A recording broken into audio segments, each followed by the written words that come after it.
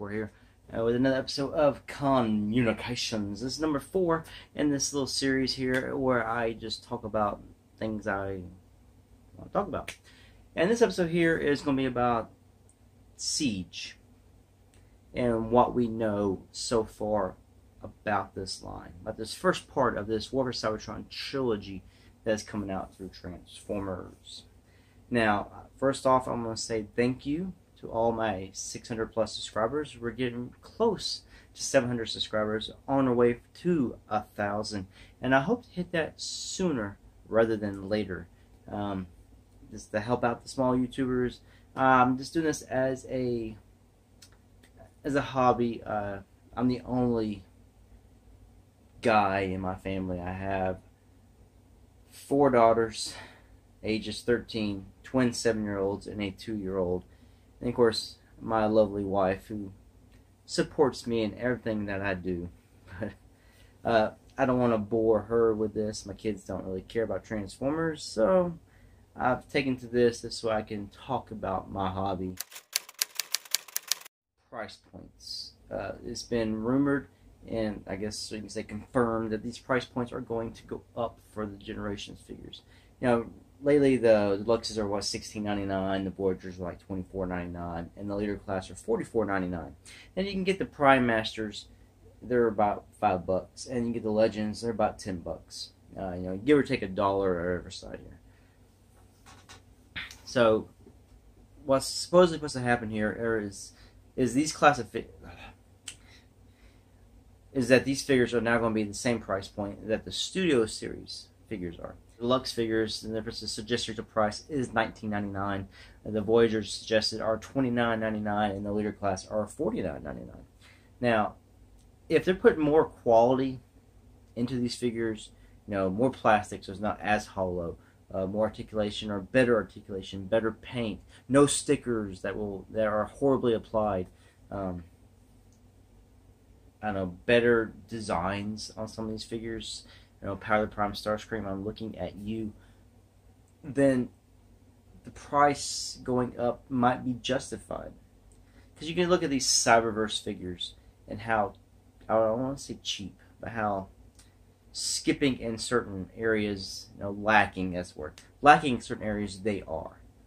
The plastic quality, the thickness of plastic, the articulation that they don't have. And you look back at the line previous, you know, the Robots in Disguise, which had more of that. You know, like, they've gone down in some kind of quality, but the price has stayed the same on those. But they did start adding action features to them, so maybe that's the justification in there. But if they're going for less quality or less into these figures because they're aiming straight at kids, knowing that kids, you know, they're like 6 years old, are not going to care about certain things that a 30-year-old grown man to a 40-year-old grown man are going to care about, or a collector who's even in their 20s, 30s, their teenage years. If I want to go backwards here because I don't know my math, I'm in Common Core. If they're going to put more quality into these, it's better. I can see the rise of the prices. Because I say the Studio Series figures have more quality than what the figures from Power of Primes has. They seem to have a little more plastic. They're less hollow, and they seem to strive for more articulation sometimes, even if not all the figures have that. So, that's the price point. Now, they're also saying that the size, and I had this in one of my previous videos, the classes have gone down, specifically for leader class. Leader classes, I think, is the one that's made most noticeable. It's gone down like an inch in like the size. So they're saying that this Siege Ultra Magnus is going to be smaller than your Combiner Wars Ultra Magnus. You know, both look really good. Now, it could be because of the gimmicks they're using here. And they gimmicked the Power of the Primes, and those are pretty beefy, you know, leader class figures. So if they're going down in size, people are, you know, I can see where you can be upset that now this Ultra Magnus is not going to scale with your Power of the Primes Rodimus Prime or your Optimus Prime.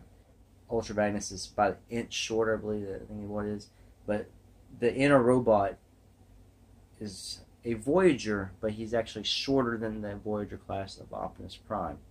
And you can see that when I do. I'll put a picture up on here of this little picture of this, the size difference. But you take this figure and you put it in the shell of the Ultra Magnus, and you get this bigger figure. And I guess so the figure isn't so much bigger than the Optimus Prime. They scaled it down. That's how this is my assumptions of it.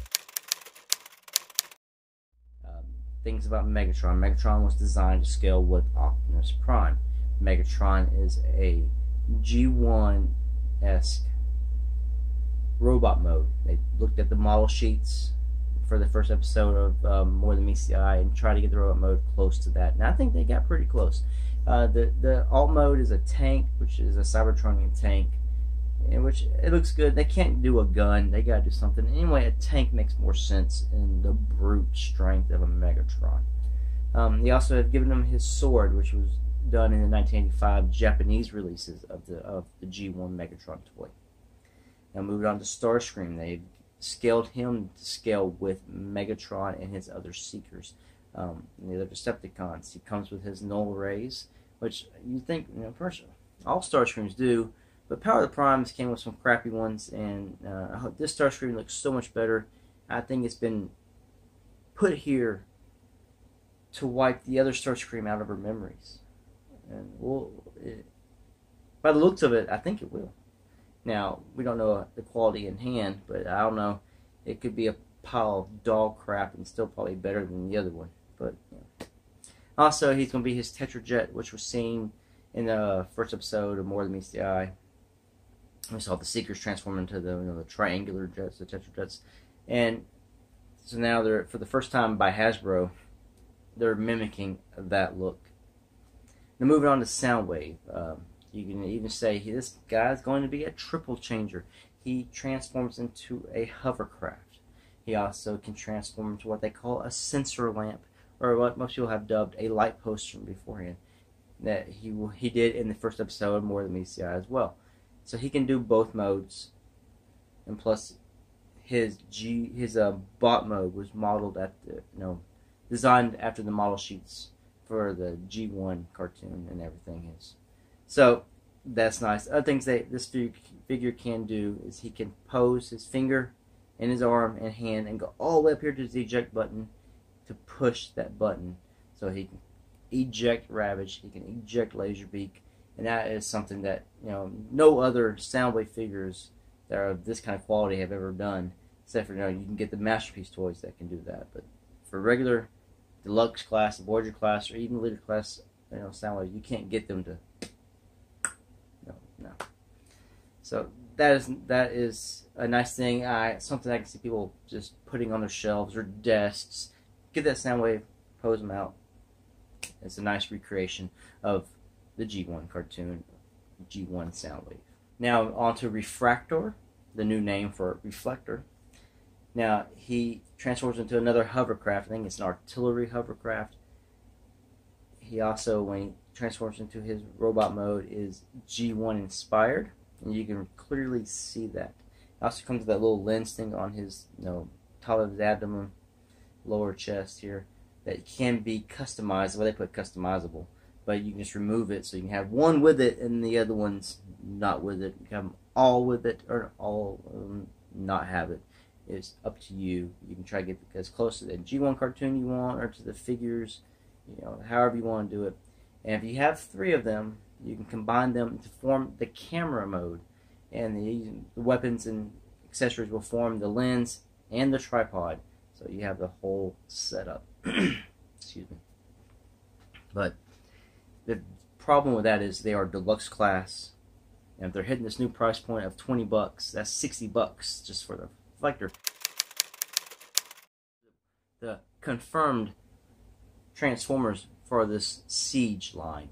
Now, take some of this with a grain of salt, but most of these have been found on storage computers. So it's not just a rumor. You don't want to say they're confirmed, but no, time will tell. So just take it with a grain of salt. But this is what we know so far.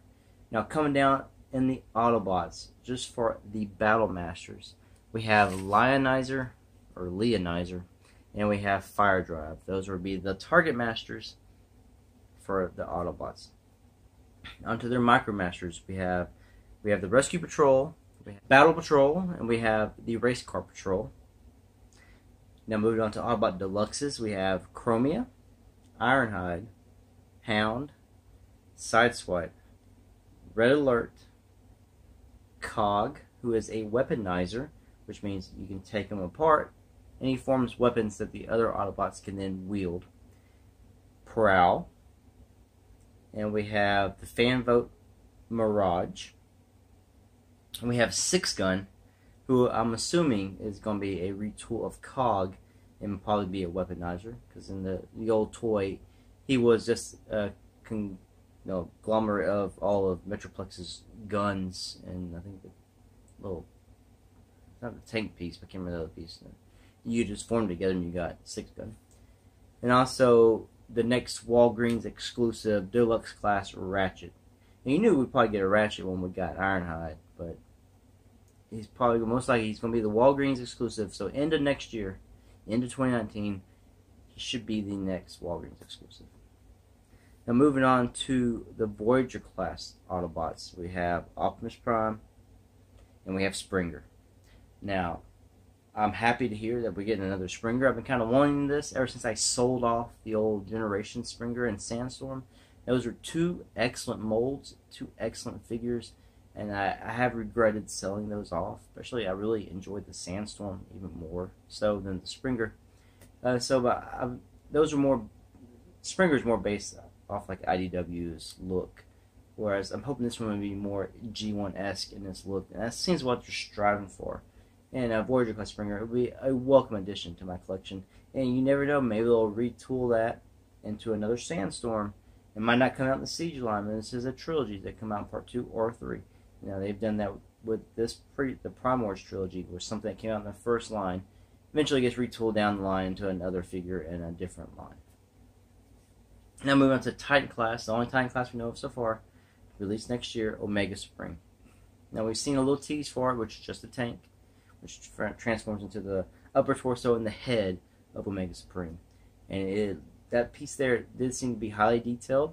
The front part did open, and it did come with a battle, I'll say a battle master. Now, moving on to the Decepticons. Now, for their battle masters, we have Blowpipe and Aimless, the ones we've known. We also have Caliburst. Now, moving on to the Micromasters for them, we have Sports Car Patrol, which is newly been announced. We also have the Airstrike Patrol, and of course we have the Spy Patrol, which is Laserbeak and Ravage. Now for deluxe Decepticons, we have Skytread, which is Flywheels, who I think is going to be one of the standout figures, because I think it's the Duocons done right. Whereas Battletrap, you know, he was two vehicles that transfer into two separate robots that then can combine to one robot. Skytread here, Flywheels, looks to be two vehicle modes that just form one robot. And I think that's where Battletrap, which is still an excellent figure and excellently engineered, but he just becomes extremely fiddly when you get him into, you know, Battletrap. It's too much going on. You know, sometimes a little bit simpler is better. And I think, you know, with Skytread this way, he looks to be more of a sturdy bot or sturdy con. So after that, we also have, of course, Refractor, which is Reflector. We just talked about him a little while ago. We have Brunt, who is going to be the Decepticon weaponizer, who can come apart and be weapons for them to wield. We also have the fan vote of Impactor, who, you know, goes on to be with the Autobots, especially in the Wreckers. But in this line, this is him with the Decepticons before he, you know, leaves the Decepticon cause. And we're also going to have Barricade, deluxe class Barricade, and I'm just going to assume most likely he's going to be just a retooling of Prowl. If they're going to keep him deluxe class and he's not going to be in the Micromaster patrols, he's probably going to be reminiscent of the police car that more people know him as nowadays from the Transformers live action movies. Now, he could easily still be a Formula 1 race car, because they are making a Mirage. They can always just retool Mirage. But I'm leaning more towards police car, since he is deluxe class, and that's what more people nowadays, he's more popular and more known as the Bad Cop. Going on to the Voyager class Decepticons, we know we're getting a Starscream. We also know we're getting Thundercracker. Also, we'll be getting Soundwave, and we'll be getting Megatron. And then the Leader class Decepticons, we know we're getting Shockwave, who then comes with his pieces to form Super Shockwave, because he's more just a glorified Voyager with add-on parts to become a super soldier. It's just Voyager Shockwave with more artillery. Now we have some wild cards here. These have been found in Walmart's computers, and I don't know which side they go on. Based off their names, I could make an assumption. But we know we're getting more Battle Masters. We get one called Smashdown. And I'm leaning Decepticon on Smashdown. The name just seems a little more evil. Then we're getting Terexodon. And that sounds sort of Dinobot-ish. So I'm leaning more Autobot for him. I really don't know. These are new names. Names I don't know who they go to. So those are the wild cards that I don't know which side it will be on. But I'm assuming Smashdown is Con and Terexodon is Autobot. And that is what we know so far about Siege War for Cybertron. Now, again, if you like this video in any way, you can hit that thumbs up, you can subscribe, and if you do subscribe, click that bell icon to get notified of all my videos. Now, if you didn't like this video, of course, thumbs down it, ignore it, leave whatever.